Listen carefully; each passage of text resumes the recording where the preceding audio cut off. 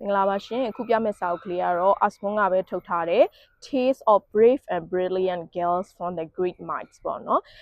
Greek ဒဏ္ဍာရီပုံမြင်နေတဲ့မှာအရန်ကိုbrave ဖြစ်ပြီးတော့ဉာဏ်ရည်ထက်မြက်ကြတဲ့မိန်းကလေးတွေရဲ့အကြောင်းကိုရေးထားတဲ့စာအုပ်ကလေးပေါ့နော်အသက်အရွယ်အားဖြင့်အသက်6နှစ်ကနေ9နှစ်ကလေးလေးတွေအတွက်သင်တော်ပါတယ်။ read aloud ဖတ်ဖို့လည်းအဆင်ပြေပါတယ်ဘယ်လိုဆိုတော့အထဲလေးမှာပုံစံလေးပြပေးမယ်နော်သူက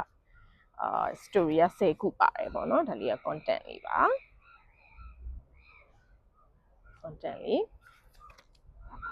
ဒါကြည့်လို့မျိုးလေးเนาะဆိုတော့အသက်6နှစ်ကနေ9နှစ်ကလေးလေးရွယ်တွေဖတ်လို့ရအောင်ဒီစာရေးဆရာမကပြန်ပြီးတော့ retool လုပ်ထားတာပေါ့နော်Susanna Davidson ဆိုတဲ့ဆရာမပြန်ပြီးတော့retool version လေးနဲ့ပြန်ရေးထားတဲ့စာအုပ်ကလေးအကြောင်းအရာ10မျိုးပေါ့နော်ပုံမြင် story 10ပုဒ်ပါပါတယ်ရှင်ဒီဟာလေးဆိုရင် original ဈေးဆိုရင်ပုံမှန်ပေါင်ပေါ့နော် sterling ပေါင် 12.99 ရှိပါတယ်ဆိုတော့မြန်မာနိုင်ငံမှာအရောက်ဆိုရင်တော့ကျွန်မစိတ်ထဲဟိုလောက်ရှိမယ်နော်6000ဝက်9000လောက်ရှိပါတယ်ရှင်ဒီစာအုပ်ကိုဝယ်မယ်ဆိုရင်ပေါ့နော်ခုမြန်မာဝက်စင်တာမှာ2000ကျပ်နဲ့ဝယ်ယူအားပေးလို့ရပါတယ် original new စာအုပ်ကလေးပါရှင်ကျေးဇူးအများကြီးတင်ပါတယ်